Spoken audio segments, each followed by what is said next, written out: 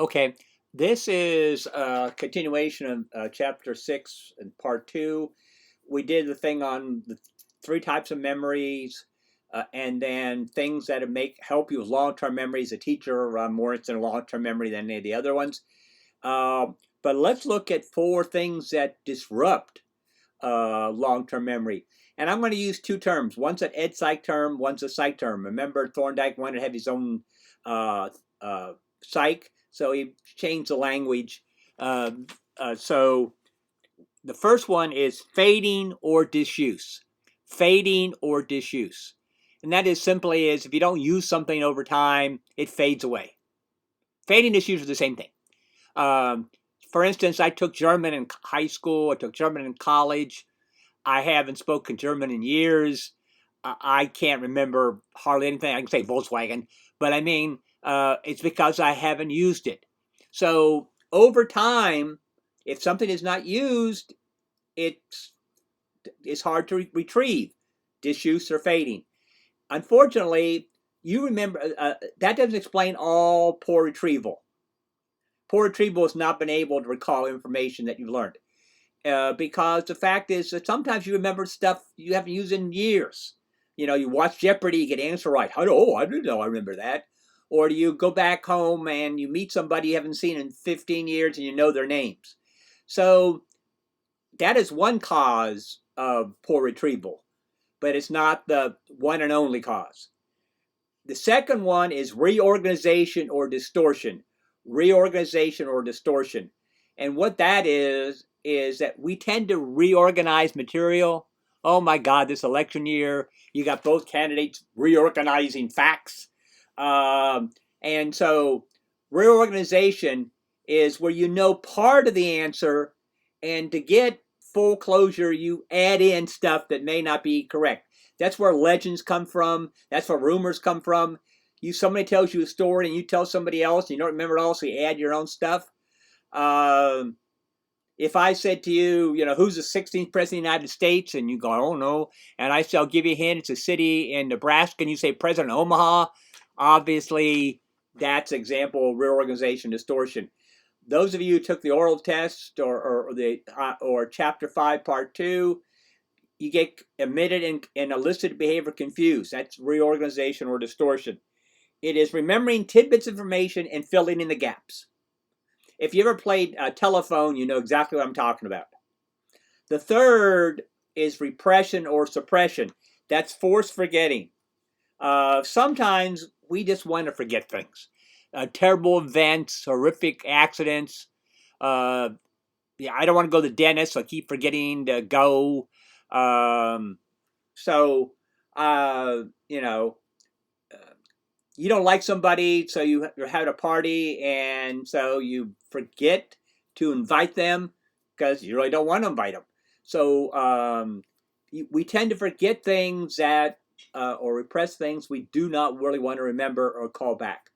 And it can be something, like I said, very horrific, like a car accident, or it can be a meeting that we really don't want to go to, and it just goes over our heads. Oh my God, I forgot the faculty meeting. The last one is interference. And interference, you're not going to like my definition here. Interference is when old or new information interferes with old or new information. Oh, thanks, Julian. The fact is, there's two types of interference. Proactive interference is when old information interferes with new.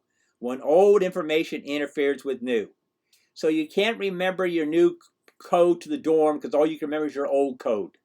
Or you can't remember your new password because all you can remember is your old password. If you're taking a French class, but you're taking a Spanish class with Hannah, and you took French in high school, and you get confused, and she asks you a question in Spanish, you answer in French. That's proactive. Old information interfering with new.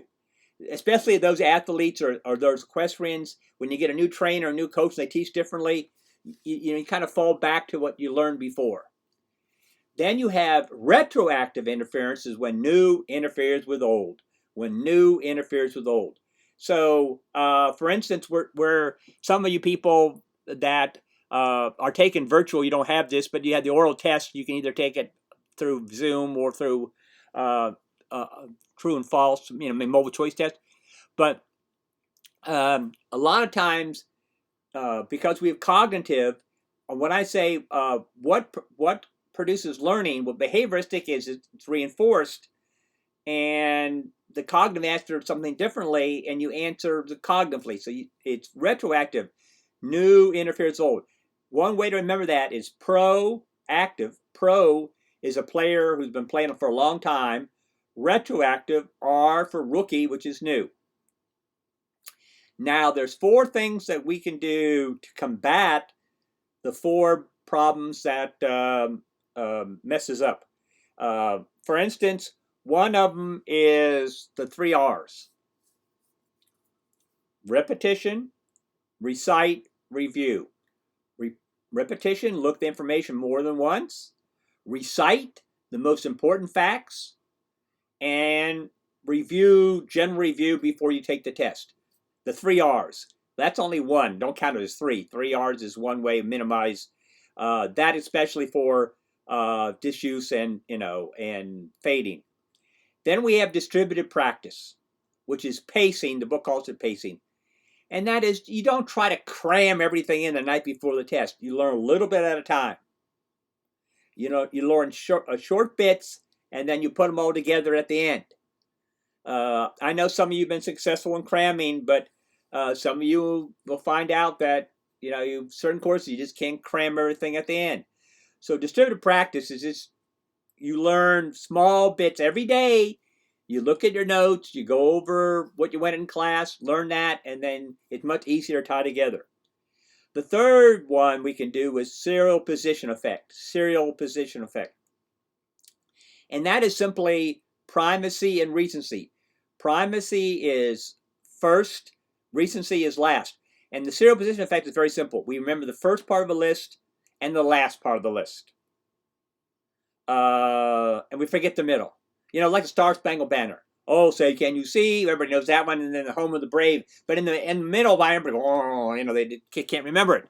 So what do we do to stop the serial position effect? Maybe we start to look at our notes in the middle. And don't follow the same pattern all the time. And finally, you need to point out similarities and point out differences of material. Similarities and differences. We're going to get to Ausubel and Bruner in chapter 7. Bruner believes in similarities. Ausubel believes in differences. So when you're studying something, how is it same? So what you already know, and then make sure you know there's a difference so you don't confuse. That should take care of the chapter. Have a good day.